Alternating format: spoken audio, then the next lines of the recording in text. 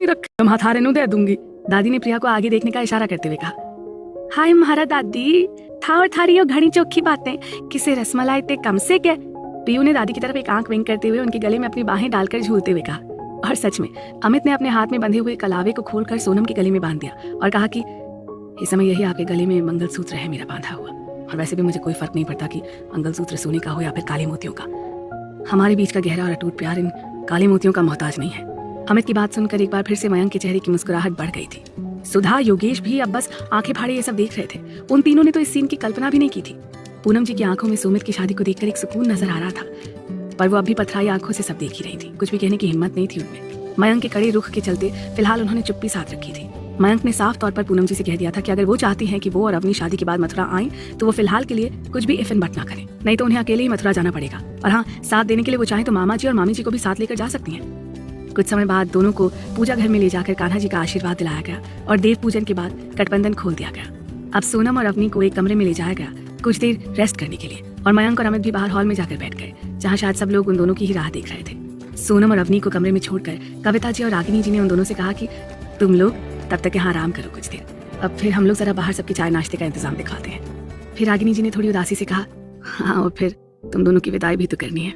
रागिनी, संभालो खुद को, अब वो अपने घर जा रही है, उसे हंसते हुए विदा करो। कविता जी ने रागिनी के कंधे पर अपना हाथ रखते हुए कहा। हाँ दीदी, आप सही कह रही हैं। चलिए पहले तो सब लोगों से पूछें कि वो लोग नाश्ते में क्या लेंगे, उसी हिसाब से महाराज जी को नाश्ता तैयार करने को बोल देंगे। रागिनी जी ने मुस्कुराते हुए कविता जी से कहा और दोनों बहनें मुस्कुराते हुए वहां से चली गई। सोनम खुद को आईने में देखकर सोच में पड़ गई थी कि बस कुछ ही पलों की उथल पुथल में उसकी तो जिंदगी ही बदल गई। हालांकि ये तो होना ही था एक दिन, पर ये सब ऐसे अचानक से हो जाएगा, इस बात के लिए वो तो फिलहाल तैयार ही नहीं थी। सोनम को खुद को यूं घूरता हुआ पाकर अवनी ने प्यार से उसके सर पर हाथ रखते हुए कहा, क्या हुआ बिट्टू, किस सोच में पड़ गई तुम? भाभी, हम हमेशा से ही साहिब के साथ अपनी शादी की सुखद कल्पना करके मुस्कुरा उठते थे, और आज ये सब हुआ भी, पर हम उतने खुश नहीं लग रहे जितना हमें होना चाहिए। हाँ, जो कुछ भी हुआ उसके बाद साहिब को हमारी डिफेंस में ये सब करना पड़ा, और अचानक हुई शादी ने सब कुछ खराब कर दिया। अवनी सोनम की तरफ थोड़ा सा खिसक कर बैठ गई और उसके सर को अपने कंधे पर लगाकर बोली, कुछ भी खराब नहीं हुआ है गुड़िया, बल्कि अब तो सब ठीक हो गया है। हाँ, सब कुछ अचानक से जरूर हुआ और किसी को भी एक पल के लिए भी कुछ समझ नहीं आया, और जब थोड़ा सा समय आगे खिसका और सबने समझा कि आखिर क्यों अमित ने यह कदम उठाया, तो किसी के चेहरे पर भी शिकायत नजर नहीं आ रही थी, और जो लोग तुम्हें निशाने पर लिए हुए थे ना, उनकी तो बोलती ही बंद हो गई थी। बदले भाव, फिर कहाँ कुछ खराब हुआ? हाँ गुड्डा, अवनी ने धीरे धीरे सोनम के सर पर हाथ सहलाते हुए कहा।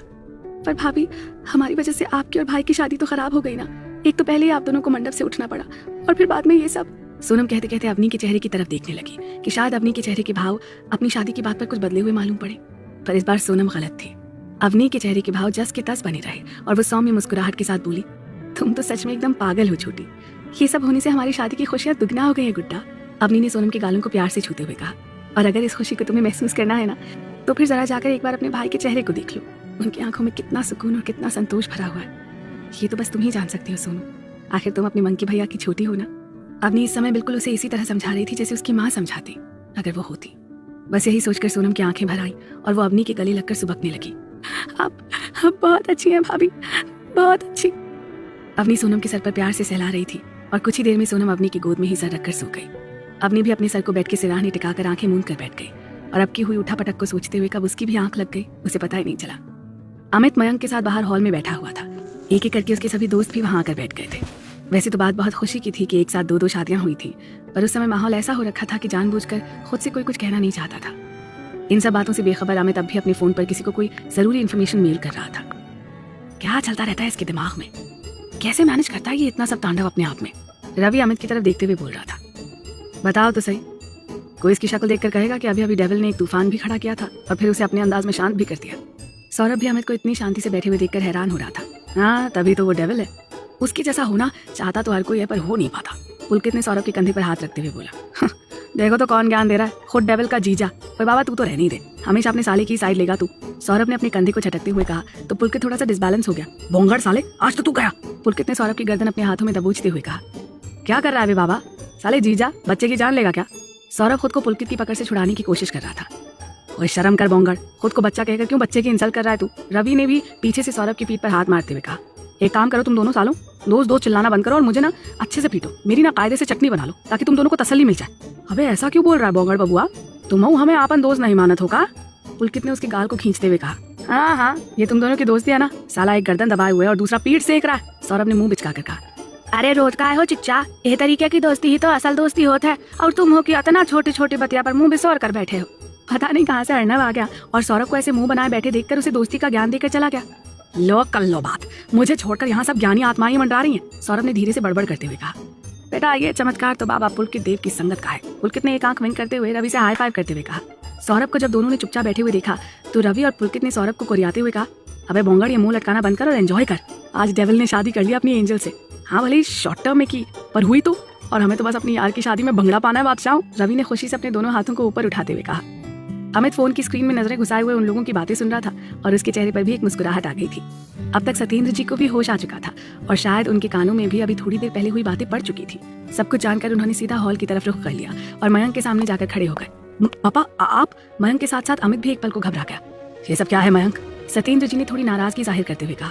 सत्येंद्र जी को अभी किसी भी तरह की मानसिक तकलीफ से बचने की सलाह डॉक्टर साहब देकर गए थे और सत्येंद्र जी के होश में आते ही वो एक बार फिर से मानसिक उलझन के शिकार होते हुए नजर आ रहे थे।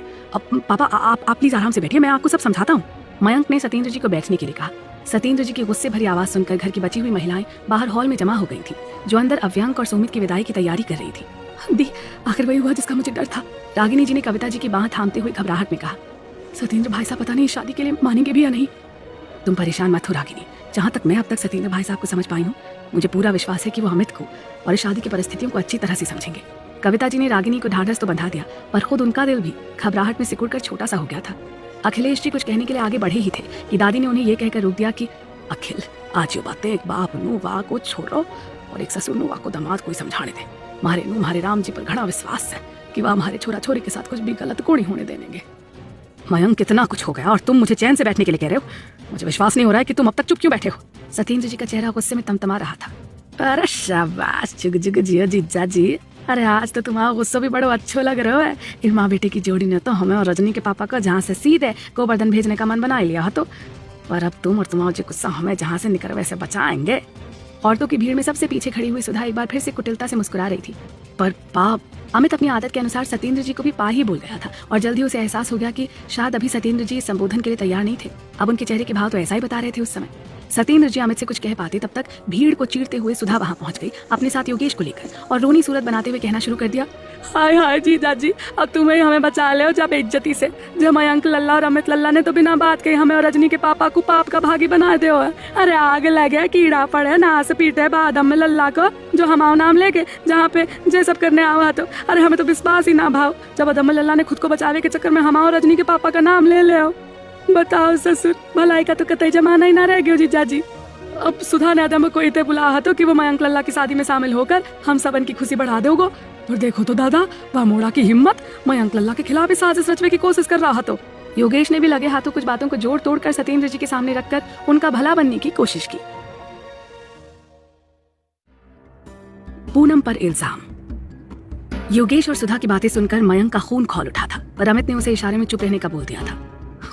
यो मधुमक्खी और यो बेसुरा ससुर का दाता, इन लोग अनुते हमारा राम जी माफ कोड़ी कर सके से, यो ते फेर भी इंसान से। दादी गुस्से में अपनी छड़ी को जमीन पर टक टक करते हुए बोली।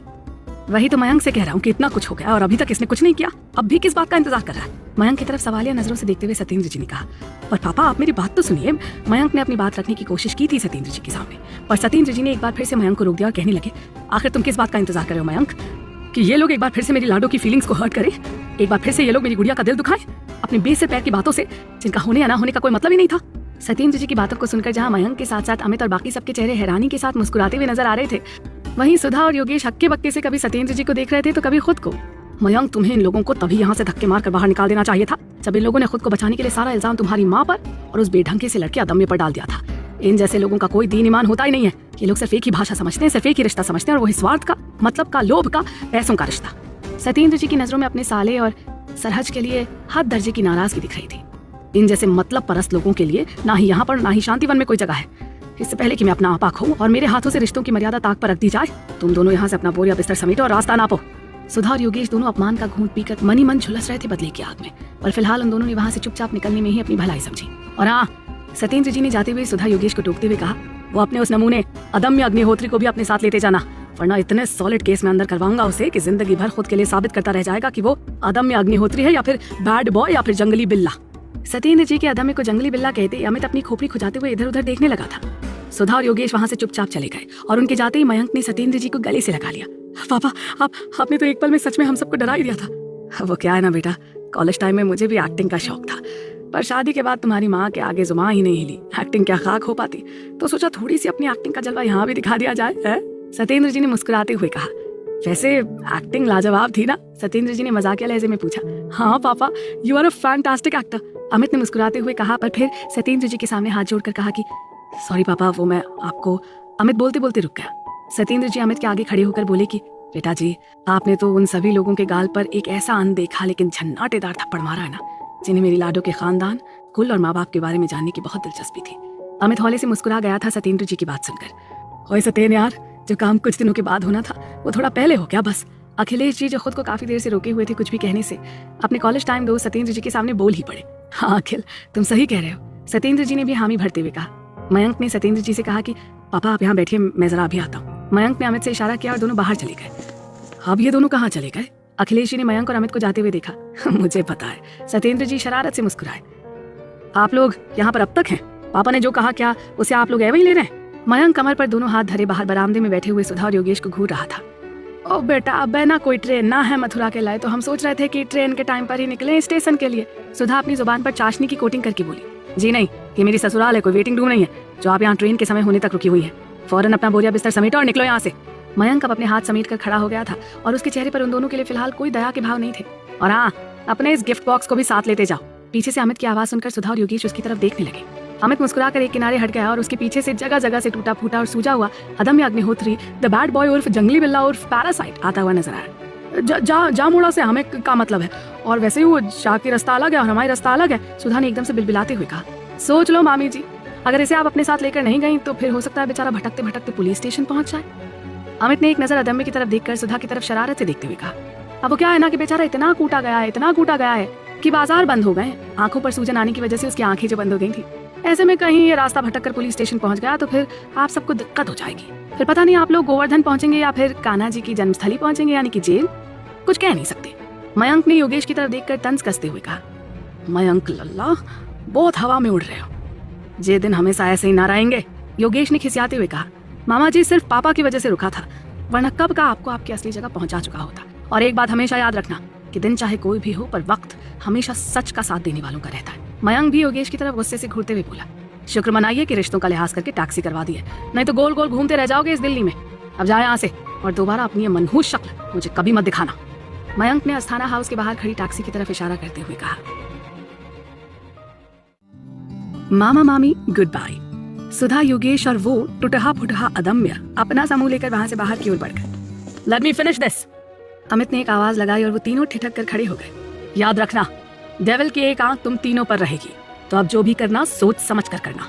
इस बार सिर्फ इस विलायती बिल्ले की मरम्मत की है, अगला नंबर तुम दोनों का है। अमित ने सुधा और योगेश को आगाह करते हुए कहा। और तू? अमित ने अदम्य की तरफ बस देखा भर था। अरे हाँ अमित भैया, मुझे सब समझ में आ गया। मेरा दिमाग खराब हो गया तो मैं इन बावली मौसी की बातों में आ गया था। भाई इतना तो तोड़ दिया सोनम दीदी के चक्कर में, अब अगर और मारा तो ये जो मैं लहरा कर चल रहा हूँ ना, यो भी ना चल पाऊंगा। अदम्य ने कराहते हुए अपने हाथों और चेहरे के जख्मों को छूते हुए कहा। That's better. रिमेंबर, डेविल सब कुछ भूल सकता है, सब कुछ माफ कर सकता है, पर अपनी एंजल की आंखों में आंसू लाने वाले को वो मरते दम तक नहीं भूल सकता। इसलिए कभी सोनम के आस पास फटकने की कोशिश भी मत करना। अमित ने अदम्य के कंधे पर हाथ रखते हुए कहा तो अदम्य का मुंह बन गया। भैया धीरे से, बहुत दुख रहा है। ये बात आप दोनों पर भी लागू होती है पूज्य मामा जी और मामी जी। अमित ने एक भाव चढ़ाकर उन दोनों की तरफ देखते हुए कहा। जब मयंक और पापा ने आप दोनों से सब रिश्ते खत्म कर दिए तो फिर डेविल ने भी कभी आपको अपना रिश्तेदार माना ही नहीं था। So don't you dare in harm my angel. Amit की एक उंगली उन दोनों के चेहरे के चारों ओर चक्कर लगा रही थी और आंखें गुस्से में उन दोनों को ही घूर रही थी। हाँ हम समझ गए दादा। योगेश ने घबराहट में अपने हलक में फंसे थूक को अंदर गटकते हुए कहा। ना गो। अमित ने उन तीनों को बाहर का रास्ता दिखाते हुए कहा और वहां से मयंक की तरफ चला आया, जो अमित के डेयरिंग स्टाइल को देखकर मंद मंद मुस्कुरा रहा था। अरे मोरी मैया, जय अमित लल्ला तो कछु ज्यादा अंग्रेजी में खिटपिट कर रहे थे, हमें तो कछु समझ में ना आयो। ए रजनी के पापा, तुम्हें कछु समझ में आयो? सुधा अपने से आगे चल रहे योगेश को पीछे से टूंकते हुए बोली। ससुर, तुम अबे जहाँ पे मुंह पे ताला लगा के चलो सुधा देवी, मैं तो हम तुम्हारा इतना ही खून कर देंगे और खुद फांसी लगा लेंगे। ससुर गवार औरत, आज तुम्हारी वजह से मोए इतो जलील होना पड़ो। और अबेरू जा औरत को दिल ना भरो, जो अब मैं जाए अमित लल्ला के अंग्रेजी और समझाओ। सुधा योगेश का गुस्सा देखकर चुपचाप उसके पीछे चलने लगी। मेरी जिंदगी में चरस बोने वालों, मुझे भी तो अपने संग ले चलो। सड़ू के मौसा जी और मौसी जी पीछे से कराते हुए चले आ रहे अदम्य ने कहा, आ जाओ लल्ला आ जाओ, ससुर तुम हो, हमारी छाती पे मूंग दलो। योगेश ने मुंह बनाते हुए कहा और भुनभुनाते हुए टैक्सी के आगे का दरवाजा खोलकर उसमें बैठ गया। उसके पीछे सुधा और अदम्य भी अपनी अपनी तरफ का दरवाजा खोलकर चुपचाप पीछे की सीट पर बैठ गए और टैक्सी रेलवे स्टेशन की तरफ बढ़ गई। अब सब ठीक है, मयंक ने पीछे से जाती हुई टैक्सी को देखते हुए कहा। शायद। अमित भी धूल उड़ाती हुई टैक्सी की तरफ देख रहा था। शायद? आपको अभी कोई शक है क्या? मयंक ने विस्मय से अमित की तरफ देखा। आपको क्या लगता है मयंक कि ये दोनों इतनी आसानी से यहाँ से चले गए और जहाँ भी गए हैं वहां जाकर चुपचाप बैठ जाएंगे? अमित की बातों को सुनकर मयंक एक बार फिर से परेशान होने लगा था। हाँ, डोंट वरी मयंक, आपको परेशान होने की कोई जरूरत नहीं है। मैंने इन लोगों को अच्छी तरह से समझा दिया है और अभी फिलहाल ये लोग कुछ भी करने की हालत में नहीं है, और जब तक ये कुछ प्लान करेंगे मेरा नेटवर्क इन पर कस चुका होगा। अमित की शांत और गंभीर आवाज मयंक को किसी भावी खतरे की दस्तक दे रही थी। अमित, आप क्या करने जा रहे हैं? आई डोंट नो, बट फिर भी मैं बस इतना चाहता हूँ कि आप मुझे भी अपने साथ शामिल करें। आखिर सोनम मेरी भी बहन है और उसके लिए मेरा भी तो कोई फर्ज बनता है। मयंक को डर था कि इस बार भी फिर से सोनम ही इन लोगों की टारगेट होगी। कल रात मुझे अर्नव मिला था और उसने मुझे कुछ बताने की कोशिश की थी। I can't really understand exactly what he was trying to tell me, but I am damn sure that this must be related to you and your family including Sonam. Amit ने कल रात अपनी और अर्नव के बीच हुई सारी बातों को मयंक को बता दिया। मयंक भी ये सुनकर थोड़ा सा परेशान हो गया। ये बात आपको मुझे पहले ही बतानी चाहिए थी अमित। मैं इस कंस मामा को यहाँ से जाने ही नहीं देता, नजर बंद करके रख लेता ताकि ये फिर से कभी कोई गड़बड़ी ना कर सके। इट्स ओके मयंक, मैंने कुछ सोच समझ कर ही इन दोनों को यहाँ से जाने दिया है। अब तो मुझे भी ये जानना है कि आखिर ऐसा भी क्या तुरुप का पत्ता है इनके पास जिसके दम पर ये इतना दम भर रहे। अमित ने अपने हाथों में पकड़े हुए फोन को अपनी उंगलियों के बीच फंसाते हुए कहा, फिलहाल तो अंदर चलिए, हम लोग कब से बाहर हैं। अब तक तो आपके नाम की चीख पुकार मच गई होगी अंदर। आखिर आप हमारे दामाद सा जो हैं। अमित ने मयंक के मूड को ठीक करने के लिए कहा। मयंक हौले से मुस्कुरा उठा। अमित, मयंक ने जाते हुए अमित को पीछे से पुकारा। अमित उसकी तरफ पलटा और उसने मयंक के हाथों को अपने हाथों में लेकर कहा, प्लीज ट्रस्ट मी मयंक, मैं सोनम को कुछ भी नहीं होने दूंगा। आखिर उनसे शादी करने की एक वजह उनकी सेफ्टी भी तो थी, जो इस वक्त मेरे लिए उनको मेरे प्यार करने से भी बड़ी वजह है। मयंक ने अमित के हाथों को अपने हाथों से ढक लिया और मुस्कुराते हुए कहा, मुझे आपके यकीन पर पूरा यकीन है अमित, तो फिर चलें अंदर। अमित ने मयंक को अपने आगे चलने का इशारा करते हुए कहा, जी बिल्कुल, मयंक ने सौम्यता से कहा और दोनों मुस्कुराते हुए अंदर चले गए। सोनम का पास्ट। अमित मयंक के साथ अंदर हॉल में वापस आ गया था। उन दोनों को एक साथ मुस्कुराकर अंदर आते हुए देखकर वहां मौजूद सभी लोगों के चेहरे खिल गए थे। मयंक जाकर अखिलेश जी और सत्येंद्र जी के पास बैठ गया और उनसे कुछ बातचीत करने लगा।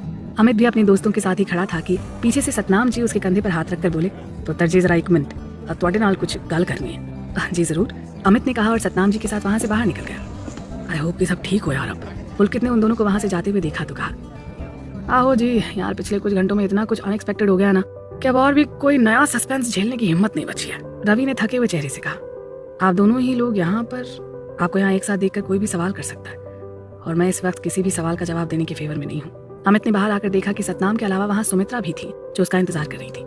वही तो मैं जानना चाहती हूँ पुत्र जी कि सारी गल्ला जानने के बाद भी तुमने किसी को कुछ भी सच नहीं बताया। क्या हम इसकी वजह जान सकते हैं? सुमित्रा जी की आंखों में दुनिया भर के सवाल तैर रहे थे उस समय। आंटी जी, इस समय सबसे बड़ा सच यही है कि सोनम अब मिसेज रघुवंशी बन गई है, लेकिन ये सब इतनी हड़बड़ी में और जिन हालातों में हुआ है, आपको नहीं लगता कि अभी ये सब बताने का सही समय नहीं है? अमित अपने दोनों हाथों को जोड़े सुमित्रा जी के चेहरे को पढ़ने की कोशिश कर रहा था। सुमे, पुत्र जी एकदम सही बात कर रहे हैं, हमें सही समय का इंतजार करना पड़ेगा। सतनाम जी अमित से सहमत नजर आ रहे थे। और वैसे भी सोनम के पापा की जो हालत है इस समय, मुझे नहीं लगता कि वो इस शॉकिंग न्यूज़ को बर्दाश्त कर पाएंगे। हमारे फैमिली डॉक्टर ने पहले ही उन्हें किसी भी तरह के शॉक से दूर रहने की हिदायत दी है। हाँ जी, मैं समझ सकती हूँ जी कि सत्येंद्र भाई साहब ने सोनम की परवरिश मयंक से भी बढ़कर की है और उन्हें सच जानकर बड़ी तकलीफ होगी। मुझे भी यही लग रहा है जी कि हमें अभी कुछ नहीं बोलना चाहिए। सुमित्रा जी ने अमित की तरफ देखते हुए कहा, चलिए फिर ठीक है, अब जब डिसाइड हो ही गया है तो फिर आप दोनों अंदर चलिए, मैं जरा एक जरूरी फोन करके आता हूँ। अमित ने हल्के से मुस्कुराकर कहा। सुमित्रा जी सतनाम जी का हाथ थामे आगे बढ़ गई, पर फिर कुछ सोचते हुए जब वो अमित की तरफ पलटी और कुछ कहने की कोशिश करती, इससे पहले अमित ने कहना शुरू कर दिया, आप फिक्र मत कीजिए, इस वक्त सोनम से मेरी इस क्विक शादी का पहला रीजन सिर्फ उनकी सेफ्टी ही है और सही समय आने पर मैं खुद उन्हें और उनके पापा को उनके पास्ट के बारे में बताऊंगा। पुत्र जी, मुझे उस सही समय का बड़ी बेसब्री से इंतजार रहेगा, कहीं सही समय का इंतजार करते करते देर ना हो जाए। सुमित्रा जी का चेहरा किसी अनजाने भय से घिरा हुआ था। मैं ऐसा कुछ भी नहीं होने दूंगा, भरोसा रखिए मुझ पर। अमित ने सुमित्रा जी के हाथों को अपने हाथों में लेकर कहा। आहो जी पुत्र जी, तुहाडे नाल असी पूरा भरोसा कर दिया। सुमित्रा जी ने अमित के गाल को प्यार से छूते हुए कहा। वो दोनों लोग अंदर चले आए और अमित ने एक बार फिर से शंकर नारायण उर्फ शांकी भाई को फोन मिला दिया। मुझे उन दोनों के हर मूवमेंट की पूरी डिटेल चाहिए, इसे आप मेरा ऑर्डर भी समझ सकते हैं या फिर रिक्वेस्ट भी।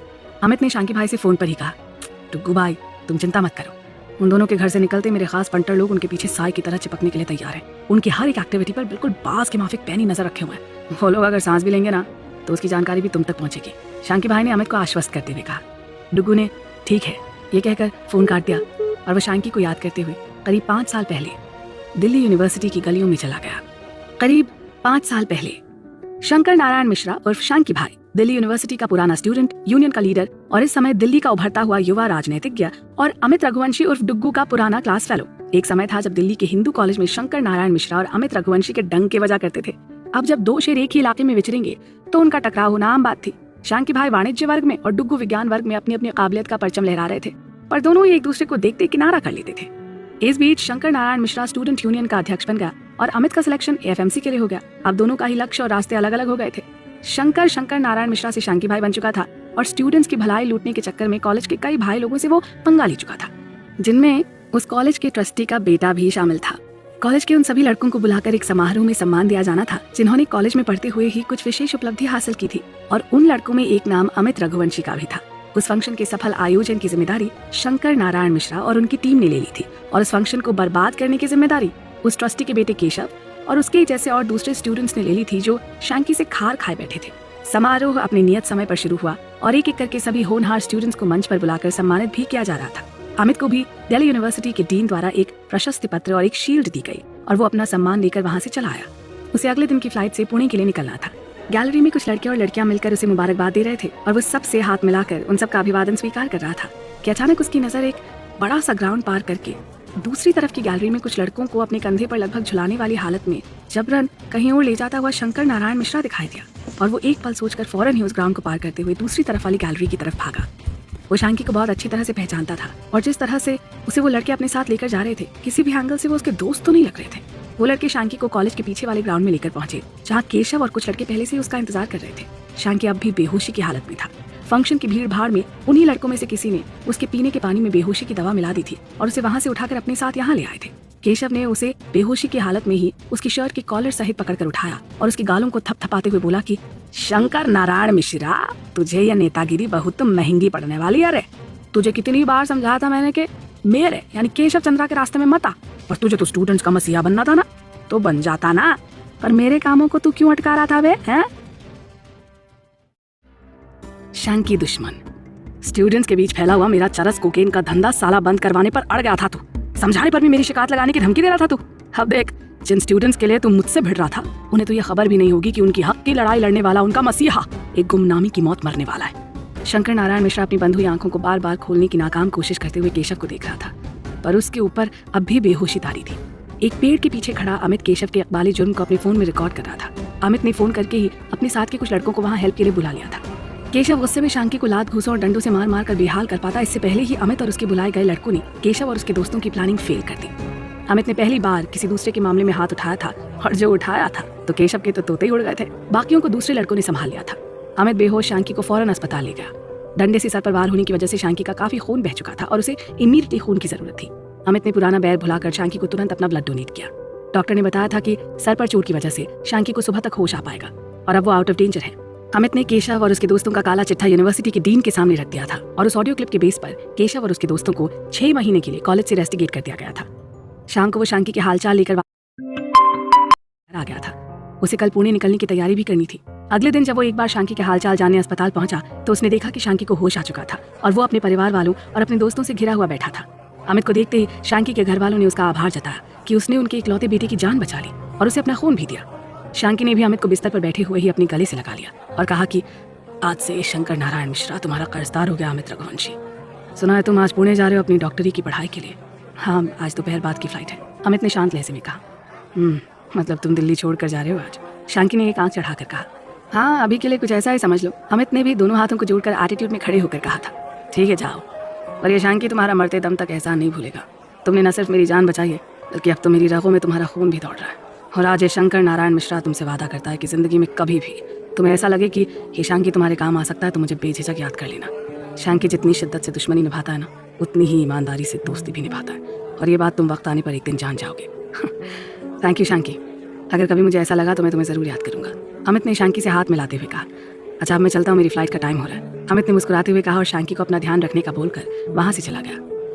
हाँ, थोड़ा एटीट्यूड वाला है लौंडा, पर एकदम कड़क है। बोले तो अपने आप में भौकाल है, बवाल है। शांकी ने पीछे से जाते हुए अमित को देखा और मुस्कुराने लगा।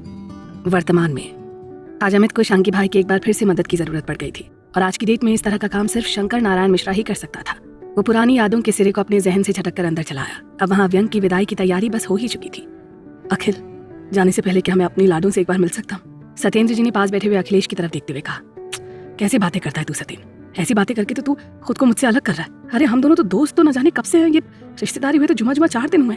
तू इस तरह की बात करके हमारी दोस्ती को दरकिनार नहीं कर सकता है। सोनम रघुवंशी खानदान की बहू होने से पहले तेरी बेटी है सत्येंद्र। भले ही चाहे कोई उसे तेरी बेटी माने या ना माने, पर तुम दोनों का रिश्ता किसी के मानने या ना मानने पर तो टिका नहीं है। फिर मैं कौन होता हूँ तुझे इजाजत देने वाला? वो तेरी बेटी है और तेरा जब भी मन करे तो उससे मिलने आ सकता है और उसे अपने पास बुला भी सकता है। अखिलेश जी पहले तो सत्येंद्र जी की बात सुनकर थोड़ा नाराज हो गए और फिर बाद में भावुक हो गए। देख लो दीदी, कितने प्यार से दोनों ननद भौजाई सो रही हैं। पता ही नहीं चल रहा है कि किसने किसको सुलाया है। अंदर कमरे में आती रागिनी के कदम ठिठक कर रुक गए और उन्होंने दूर से ही दोनों लड़कियों की नजर उतार ली अपने हाथों से। सही कह रही हो तुम रागिनी, बहुत प्यार है दोनों में। अवनी तो सोनम का बिल्कुल अपनी बच्ची की तरह ध्यान रखती है और प्यार करती है, मैंने खुद देखा है। कविता जी की नजरें भी सामने बिस्तर पर एक दूसरे के हाथों को थामे हुए और अवनी की गोद में सर रखकर सो रही सोनम पर चली गई। दोनों की बातें सुनकर अवनी और सोनम की नींद खुल गई और वो दोनों कुछ ऐसे हड़बड़ा कर बैठ गई थी कि पता नहीं दोनों कितनी देर से बेसुध होकर सो रही थी और उन्हें बहुत देर हो गई है। अब बेटा जल्दी से फ्रेश हो जाओ, तुम्हें रेडी होना है, तुम्हारे विदाई का समय हो रहा है। रागिनी ये सब कहते हुए लड़खड़ा रही थी। कविता जी ने उन्हें संभाल लिया था। जी माँ। अवनी भी बस इतना ही कह पाई थी और वो झट से वॉशरूम की तरफ चली गई। वो नहीं चाह रही थी कि उसकी आंखों की नमी रागिनी, कविता या फिर सोनम को परेशान करे। सोनम बस टुकुर टुकुर रागिनी को सुबकते हुए देख रही थी, जिन्हें कविता जी दिलासा दे रही थी। मासी जी आप परेशान मत होइए, भाभी को शांतिवन में भी अपना ही घर मिलेगा।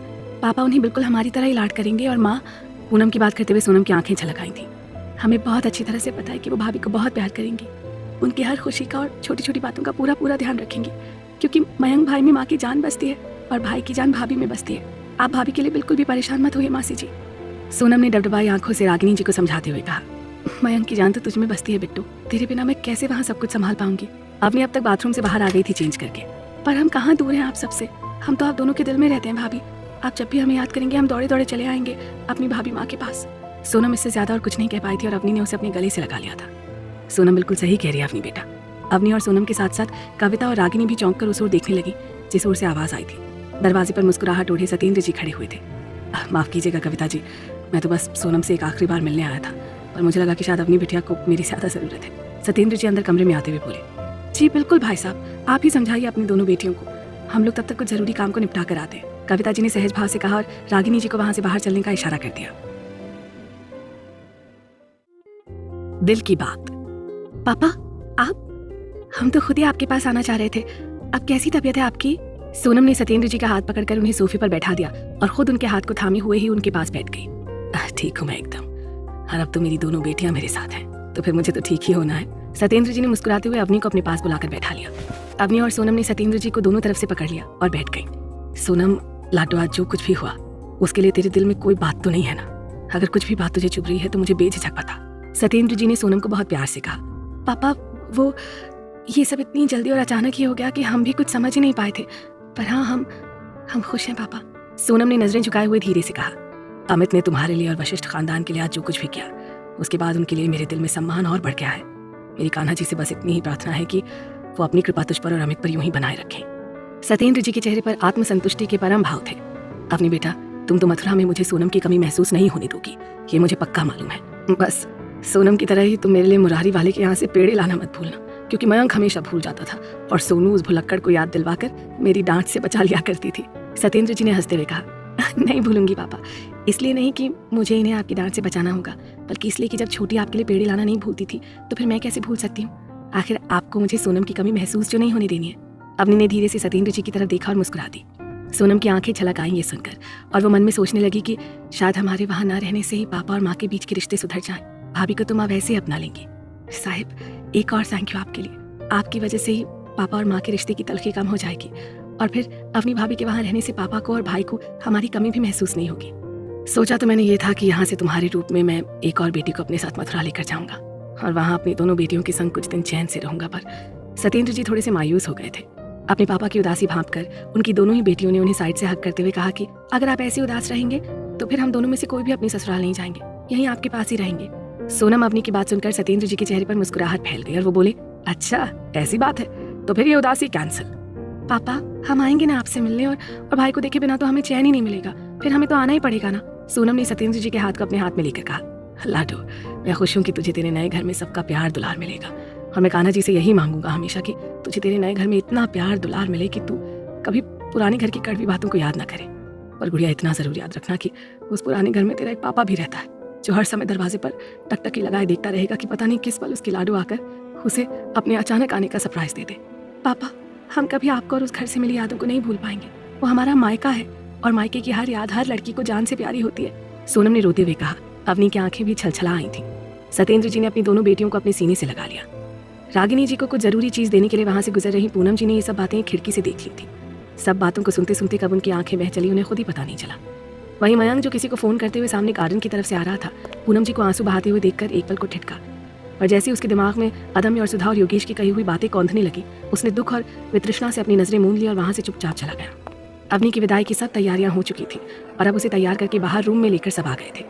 मयंक ने एक तरफ उदासी से खड़े हुए अमित से कहा कि अमित छोटी का ध्यान रखिएगा, अब वो आपकी पत्नी है तो इस हिसाब से अब वो यहीं से अपनी ससुराल जाएगी। सोचा नहीं था कि उसे इस तरह से अचानक खुद से अलग करना पड़ेगा, पर मुझे खुशी है कि आपने उसे दुनिया की हर जलालत और बेकार के सवालों से बचा लिया हमेशा के लिए।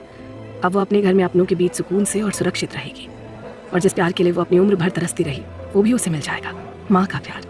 मयंक का गला भर आया था ये सब कहते हुए, और उसकी हिचकियाँ बंद गई थी। मयंक आप बेफिक्र होकर अपनी जिंदगी की नई शुरुआत कीजिए, मैं आपको और सोनम दोनों को ही शिकायत का कभी कोई मौका नहीं दूंगा। अमित ने मयंक के हाथों को अपने हाथों में थाम लिया था।